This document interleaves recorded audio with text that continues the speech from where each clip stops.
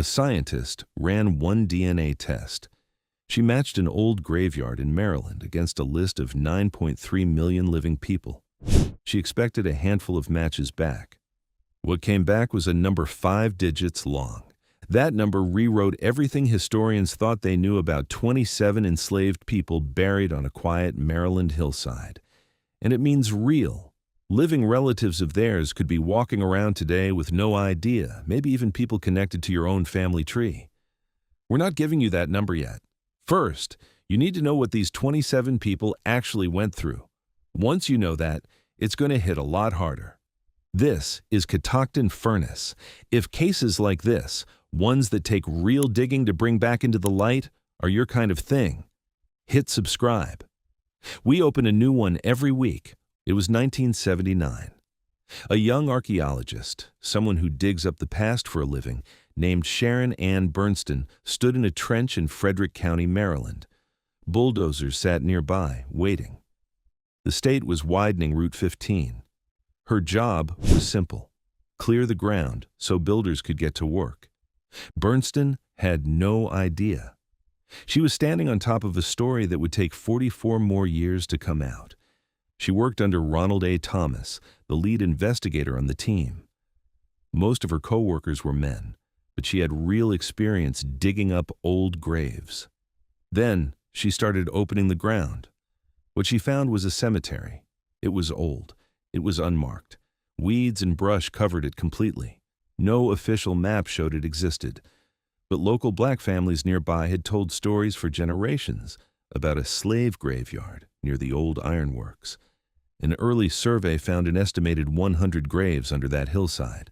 Federal law protects historic burial sites like this one, so the state could not just bulldoze through it. A full team was brought in to dig up the 35 graves sitting right in the highway's path. Bernstein spent that summer and fall digging out grave after grave cut into the clay.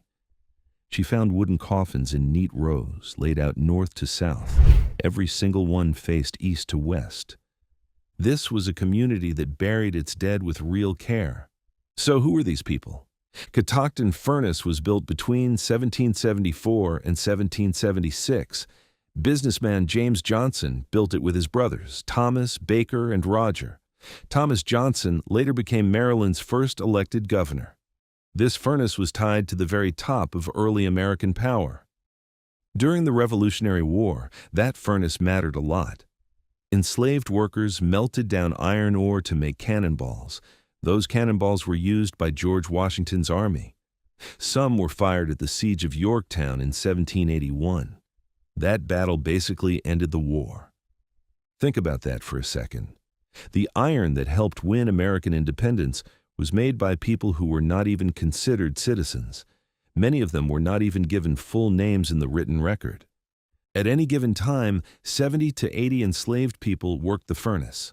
Over the decades, hundreds more passed through. Historians have found 271 names in old ledger books from 1774 to 1850. But those ledgers never recorded where these people were born, who their families were, or where their bodies ended up. One ledger entry says it all. One Negro boy, $200.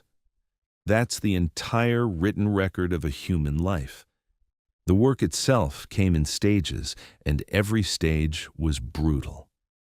Workers called colliers cut down whole forests and burned the wood for weeks just to make charcoal.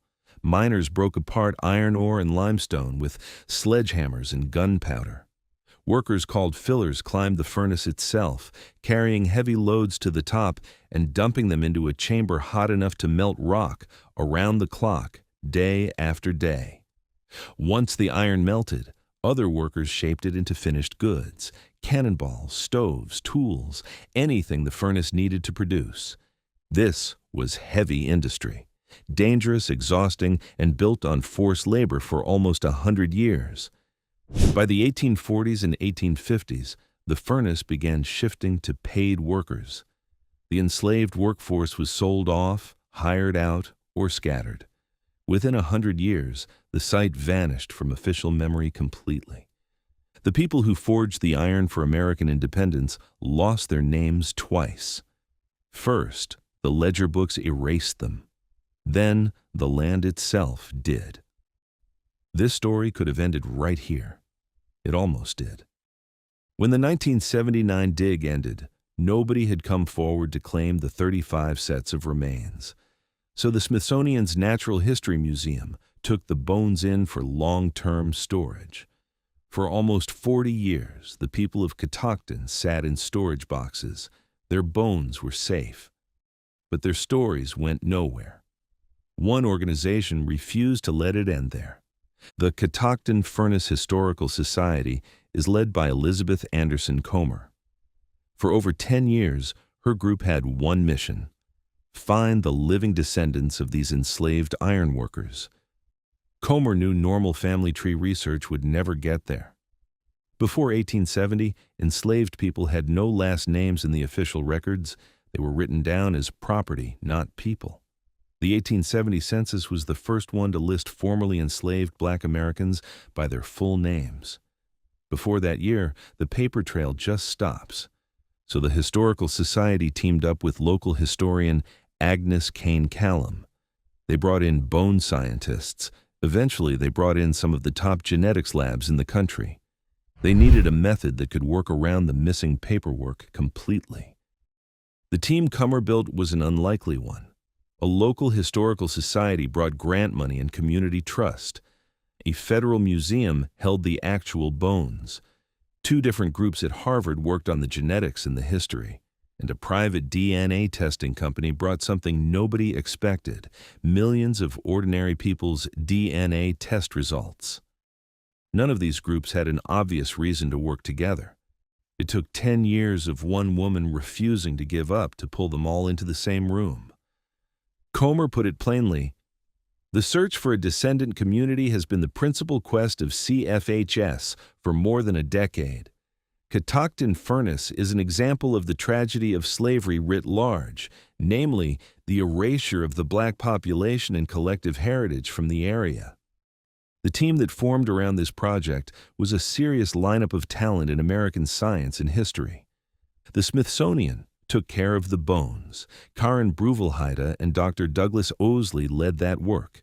Harvard's Blavatnik Institute handled the DNA science, led by Dr. David Reich, one of the world's top experts in ancient DNA. Harvard's Hutchins Center handled the history side, led by Dr. Henry Louis Gates, Jr. And 23andMe, the DNA testing company, brought something nobody expected in a project like this: a list of 9.3 million living people who had sent in their own DNA. Dr. Iedewan Harney, a genetics expert, ran that side of things. This was the team that eventually cracked the case. Getting usable DNA out of bones that sat in acidic Maryland soil for 200 years is hard. So researchers targeted one specific spot, the petrous bone.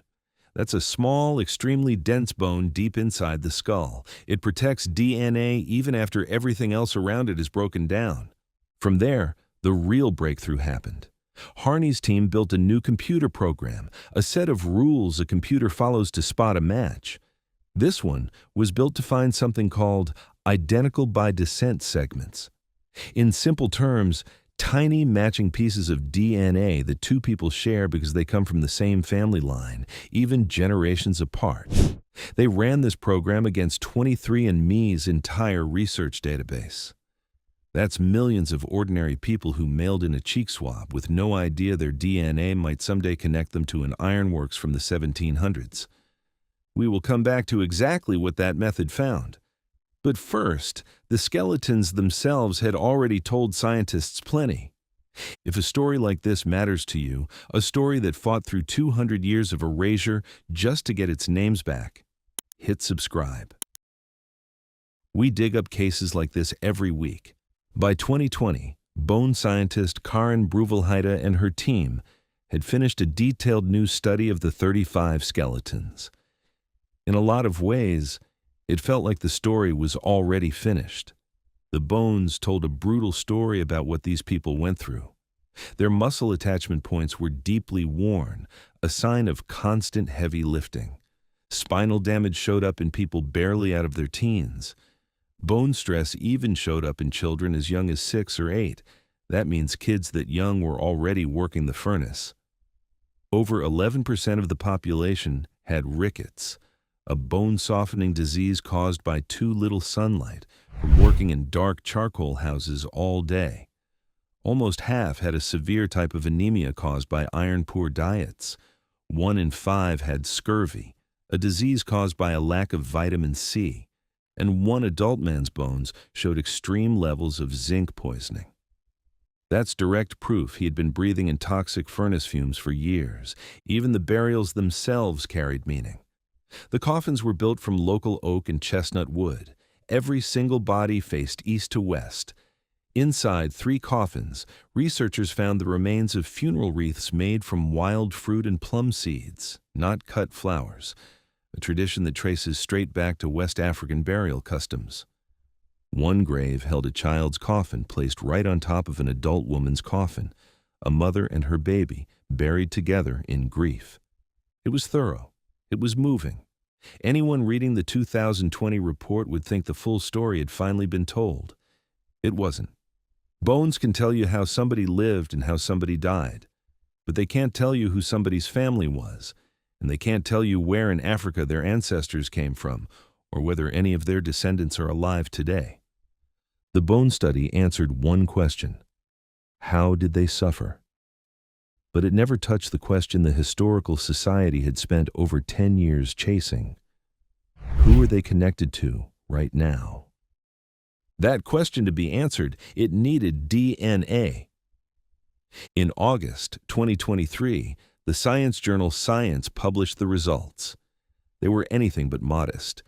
Researchers pulled a complete genome, a person's full set of DNA instructions, from 27 of the individuals. Then, they compared those genomes against that list of 9.3 million living people. The number of living relatives they identified: 41,799. Of those, 2,975 were close enough to count as real, close relatives. Think great-great-great-grandchildren. Think third and fourth cousins. And the single biggest cluster of those close relatives was sitting right there in Maryland. Dr. Harney summed up what that meant. The memory of the Catoctin individuals has been largely forgotten. Recovering their direct genetic connections opens new possibilities for understanding human history. Dr. Gates put it even more directly. Recovering African American individuals' direct genetic connections to ancestors heretofore buried in the slave past is a giant leap forward, both scientifically and genealogically. That's more than 41,000 living Americans walking around today who share their blood with the people buried at Catoctin. This whole case comes down to one idea. The written record kept what was useful to the people keeping it. The DNA kept what was true. The ledgers recorded tax value. The genome recorded family. That DNA matching program confirmed several things once the results came back. The DNA traced the Catoctin workers back to 2 specific regions in Africa. One was Senegambia in West Africa, home to the modern Wolof and Mandinka peoples. The other was Central Africa, home to the Congo people of modern Angola and Congo. This matches old slave trade records almost exactly. Those records show about a quarter of enslaved people brought to this region came from each of those 2 places. That cluster of close relatives in Maryland was not a coincidence either. Researchers had to explain something strange. This population had been sold, relocated, and broken apart back in the 1840s. So why would their descendants still be clustered so heavily in the same corner of Maryland, almost 200 years later? Researchers looked at 3 possible explanations. Local family ties might explain it. Enslaved workers built deep bonds with nearby free black communities in Frederick and Washington counties before slavery ended. Those bonds may have held people in the region even after emancipation. Old census records support this, showing a growing free black population in western Maryland in the 1800s. But it doesn't explain the people who were forcibly sold out of state once the furnace stopped using enslaved labor. Another explanation points to skilled workers staying employed locally. Once Catoctin switched to paid workers around 1850, skilled black iron workers may have stayed in the region, working in iron, mining, or coal, this time as paid laborers instead of enslaved ones. Payroll records support this for the mid-1800s, but by 1860, those same records show a big shift toward European immigrant workers, which pushed black workers back out. One more possibility. Families simply kept coming back. Families that left Maryland during the Great Migration may have kept up marriage and social ties back home. Generation after generation, that mixed the same genetic segments back into the local population. It would explain why both local Marylanders and people scattered around the country still share identical DNA segments. Out of the three, though, it's the hardest one to prove using DNA data alone. No single theory closes the case completely. But together, they explain something the ledgers never could: why the bloodline never actually left. The Y chromosome data is the hardest part of this story to hear. The Y chromosome is the piece of DNA passed only from father to son. Nearly every person in this study had almost entirely African ancestry. But researchers found European DNA showing up specifically on that father-to-son line, tracing back to Britain and Ireland. That is biological proof of sexual violence. Enslaved black women were assaulted by the white men who owned and oversaw this furnace. The DNA also found 5 separate family groups. That covers 15 of the 27 people tested, mothers, siblings, and children, all buried near one another. But researchers found 0 father-child matches anywhere in the whole sample. Not one. That is the genetic fingerprint of a system built to tear enslaved fathers away from their own children through sale, forced moves to distant forges, or deliberate family destruction. The DNA also carried real health history. 3 people carried the sickle cell trait. 4 people carried a condition called G6PD deficiency. Both of these are genetic traits that evolved in Africa to help protect people against malaria. These traits crossed an entire ocean and survived centuries of slavery. They still show up in Maryland bloodlines today. All of this matched something else: chemical testing on the bones themselves. Scientists can study the chemical makeup of bone to figure out what someone ate. That testing showed a diet heavy in corn, with some wheat and rye, and very little meat compared to enslaved people on nearby plantations. 2 completely different scientific methods, one reading chemicals in bone and one reading ancestry in DNA, landed on the same answer from 2 different directions. This was a population that was isolated and deliberately underfed, generation after generation. None of this, the African origin, the European father line, the missing fathers, was visible before now. It didn't show up in a single ledger, a single grave, or a single bone. It only became visible once old genomes were compared against a huge modern database built from millions of people's DNA tests. Family tree research used to stop dead at 1870. That was the first census that gave formerly enslaved people their full names. Historians call this barrier the 1870 brick wall. This study proved you can walk straight through that wall using nothing but DNA. No paperwork required. This finding has already reached beyond the academic journal it was published in. Local filmmaker Michelle Jones discovered her own direct biological link to the Catoctin ironworkers through this project's database matching. An abandoned hillside cemetery became her actual family history. Today, the ruins of the furnace sit inside Cunningham Falls State Park. Maryland heritage law protects the site, and the Historical Society manages it. At the nearby Museum of the Ironworker, visitors can see facial reconstructions. Real faces rebuilt from 3D scans of an enslaved woman and a teenage boy buried at the site. People the record never even gave full names to now have faces. And to be fully honest with you, the science still has limits. Researchers have 27 complete genomes. They have 271 recorded names. but no burial map connects any specific skeleton to any specific name. So right now, nobody can say, this skeleton was named Samson. That link is still an open case.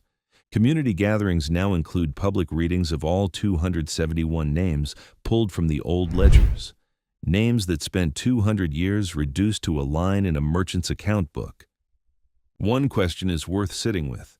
41,799 living Americans are related by blood to 27 enslaved ironworkers whose names were almost lost to history completely. Most of those people have no idea. The biggest cluster of close relatives is right there in Maryland, so some of them might be living within a few miles of that old furnace right now. Could one of them be you? Could one of them be someone you know? The ledger books tried to reduce these people to a price on a page. The earth held what the ledgers tried to erase. The DNA preserved what was true. They were mothers buried beside their children. They were brothers who stood side by side at the blast furnace. And now, they are ancestors whose bloodline is still very much alive. These people always had their humanity. Science didn't hand it to them. It just made history give their names back.